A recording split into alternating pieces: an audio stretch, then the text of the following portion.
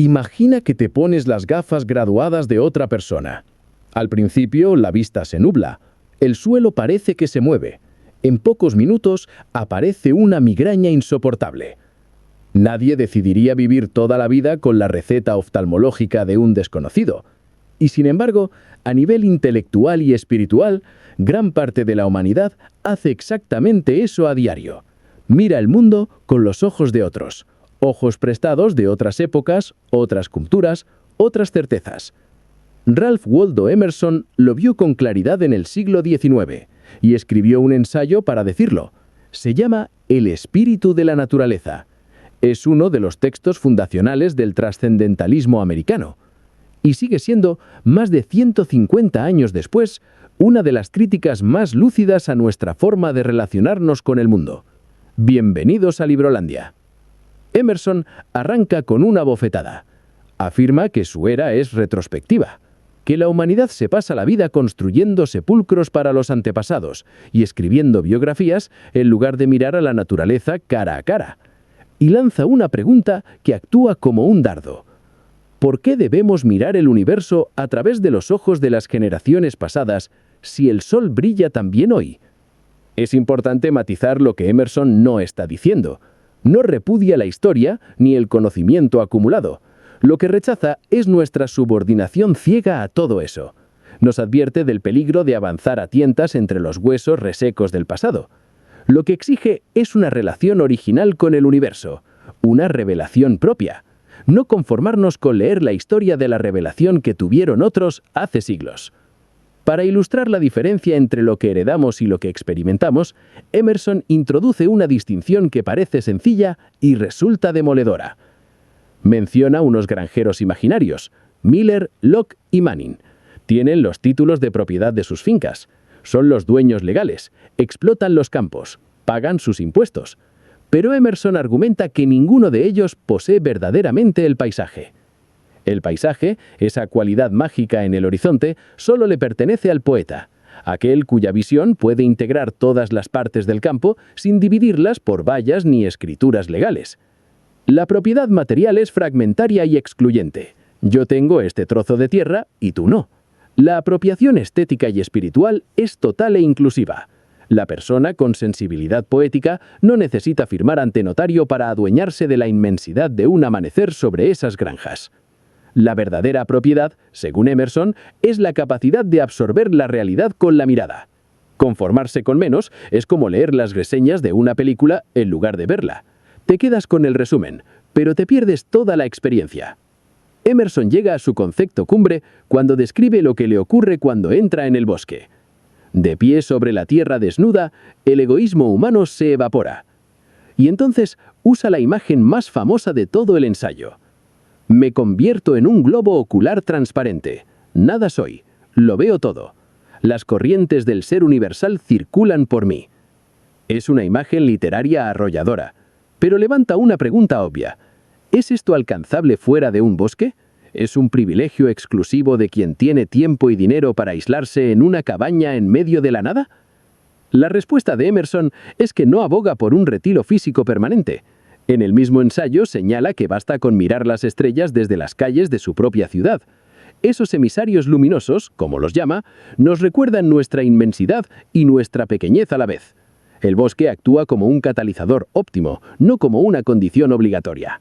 Lo que propone realmente es recuperar el espíritu de la infancia en la edad adulta, una actitud mental de receptividad pura, libre de prejuicios y ambiciones materiales.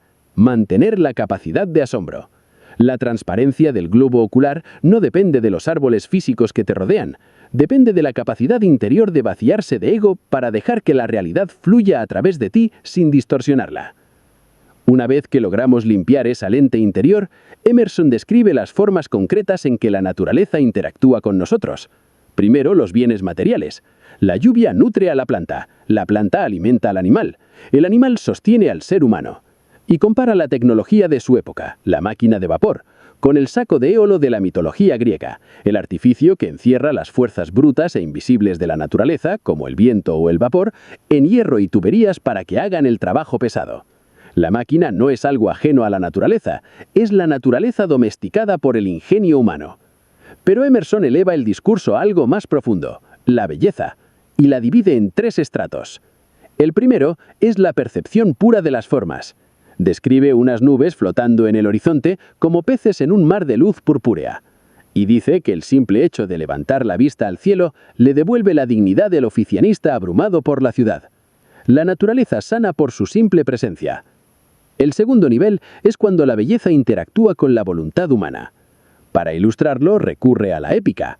El rey Leónidas con sus espartanos resistiendo en las Termópilas, con el sol y la luna observando la escena. La carabela de Colón llegando a las Bahamas. Esas hazañas atraen la belleza del lugar hacia sí mismas. Puede sonar arrogante, como si la montaña necesitara de una hazaña humana para alcanzar su cima estética.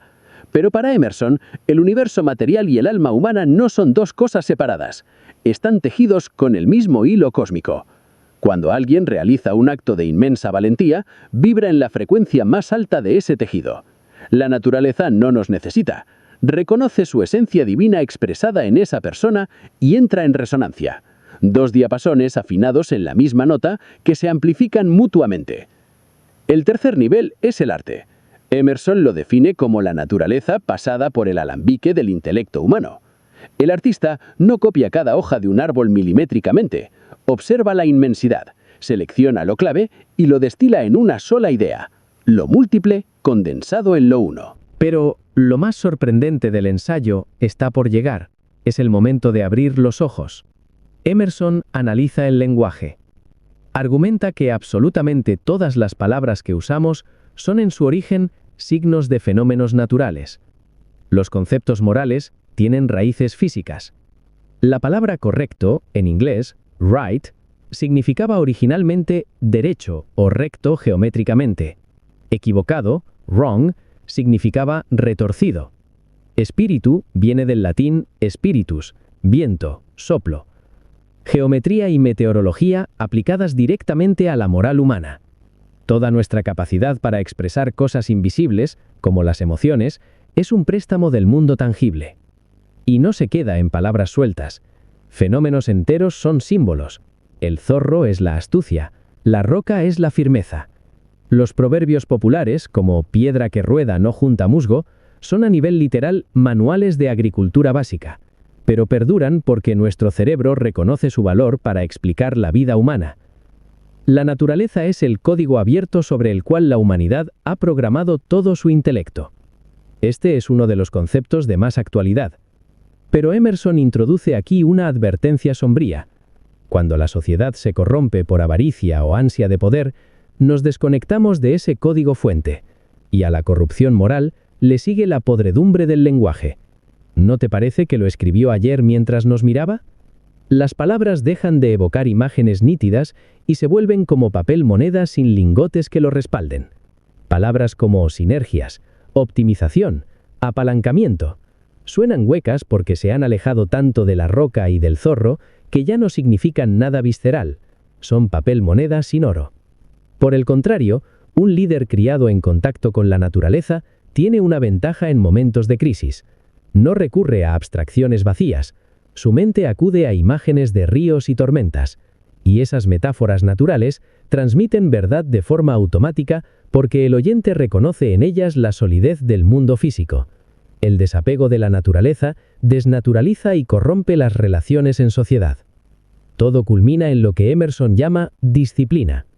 El mundo físico es en el fondo una escuela moral inmensa y estricta. La naturaleza nos enseña a través de las consecuencias, que son implacables. La gravedad no negocia. Si sueltas una piedra, cae. Eso te enseña que hay leyes inmutables que no puedes sobornar. El invierno enseña previsión. Una simple granja trabajada día a día es, en sus palabras, un mudo evangelio.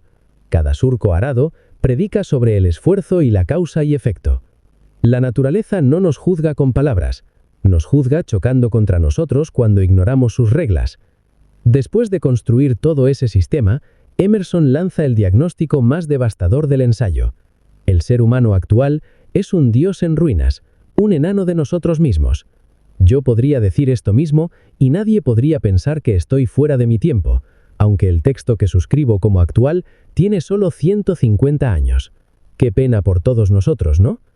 Cree que en un pasado espiritual, nuestra mente abarcaba y comprendía perfectamente la naturaleza, porque vibrábamos en su frecuencia creadora. Pero algo se rompió. Hemos construido un universo que antes nos sentaba como un traje a medida, pero ahora nos queda enorme y nos da miedo. El problema es geométrico. El eje de nuestra visión ya no coincide con el eje de las cosas. Por eso vemos el mundo opaco en vez de transparente. Nos compara con un rey exiliado de su propio reino. En lugar de dar un salto valiente y reclamar el trono, va comprando sus tierras pulgada a pulgada, muerto de miedo. Tenemos el hardware perfecto para procesar los misterios del universo, pero hemos olvidado la contraseña del administrador y lo estamos usando de pisapapeles. Tenemos el potencial de dioses. Operamos como enanos. La resolución de Emerson no es talar más bosques ni construir máquinas más grandes. Es un trabajo de percepción interna, cambiar cómo miramos. La invariable señal de la sabiduría, dice, es ver lo milagroso en lo corriente. Un amanecer, el ciclo del agua. Son milagros absolutos que nuestra mente ha etiquetado como aburridos por ser cotidianos. Para reclamar el trono, hay que purificar la mirada. Al unir la lógica con el asombro y el amor puro, las apariencias desagradables del mundo se disuelven. La percepción transformada actúa como un cincel que reestructura la realidad misma.